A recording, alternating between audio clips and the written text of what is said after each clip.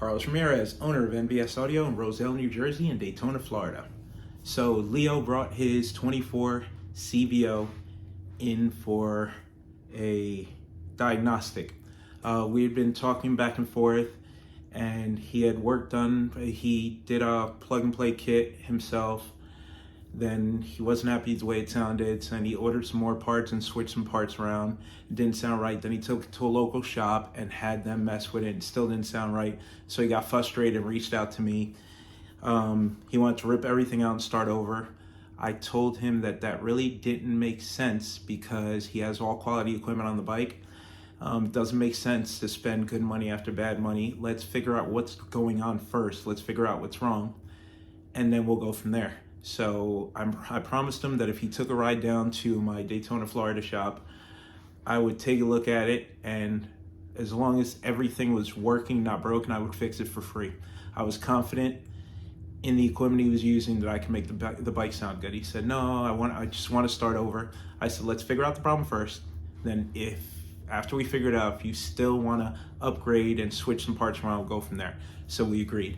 So he came down, I took the bike apart, started taking measurements. After about 45 minutes, I figured out what the problem was. So there's only two companies that make A to B interfaces for the bike. So he had one of the companies' interface on the bike. He wanted to switch over to the other company's interface. There was nothing wrong with the A to B interface. Somehow during the installation, the high pass filter on the amplifier got flipped.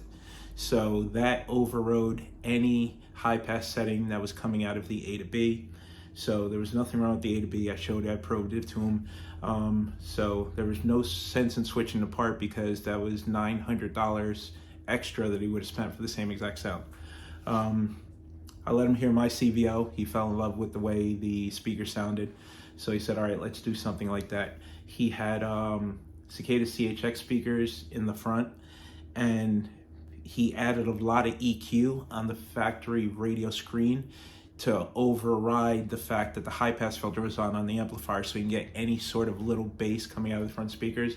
And I think that ended up wiping out one of the tweeters on the CHXs.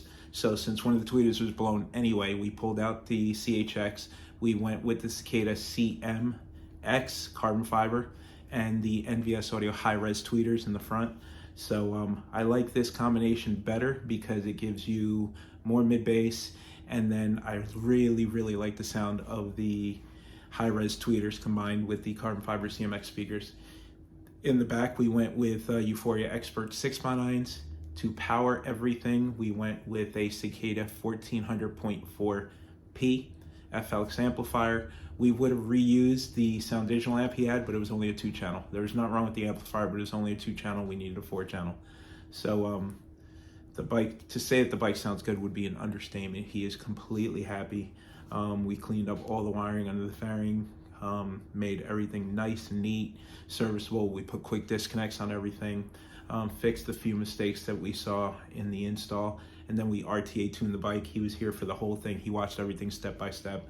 He's really impressed with the way me and Joshua work together. We have a system in place. We do everything systematically, and it was just nice watching everything come together. He was able to watch me test all the equipment, show them what worked, what didn't work, why we do what we do. So he believes in the process. He's seen the process now. Now he's got a bunch of used equipment that's in good shape that he's gonna have to sell, so reach out to him. There was nothing wrong with the equipment. It's just there was a certain type of sound he was looking for, and we were able to give it to him. So bike has a to B interface, 4-gauge power and ground wire, Cicada FLX 1400.4P, carbon fiber component, CMX 6.5 4-ohm in the fairing, NVS Audio high-res tweeter in the fairing. Cicada grills covers it, so you can't tell us anything back there. We went with the Diamond Audio cut-in lid kit, and we paired it with a Euphoria xpert 6x9, NVS Audio XT60 wiring harness for the saddlebags with the waterproof grommets. While he was here, he upgraded the battery to a lithium. So we went with a Limitless Nano HD V3, and now the bike starts up quicker than it did before. We got over an hour of playtime. with the bike in accessory mode without starting the bike, and the voltage never dropped below 12.4, 12.5. Check it out. Bike sounds really, really good. He's really, really happy, and we were able to save him some money by reusing what he already had.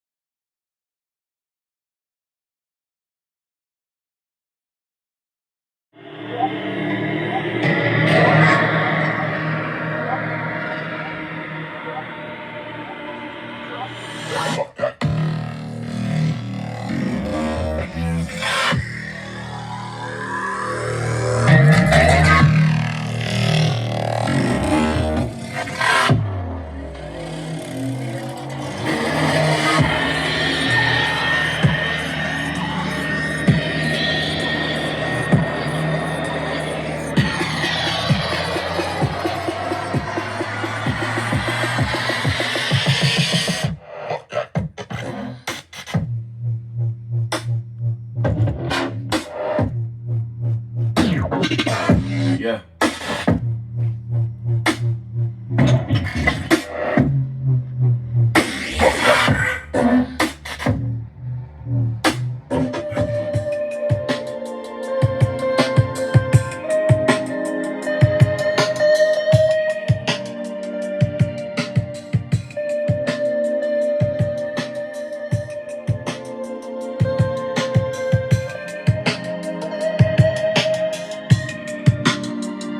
Rolling the way that I move,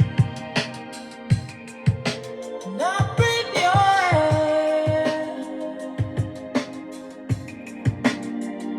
You only can rescue me. This is my prayer.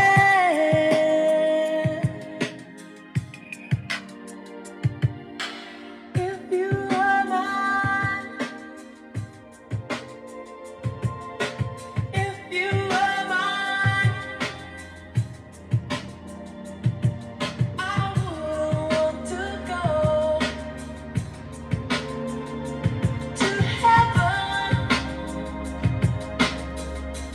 I cherish the day I won't go astray. I won't be afraid. You won't catch me running. Carlos Ramirez, owner of NVS Audio in Roselle, New Jersey, and Daytona, Florida. So Leo took the trip from South Carolina to our Daytona shop. Bike's been worked on 2 or 3 times. He was never happy with it. He came down just for a tune. We figured out what was wrong. Are you completely happy with the way your bike sounds? Beyond. Absolutely incredible. Carlos, you are a magician. I don't know what else to say. Thank you, sir.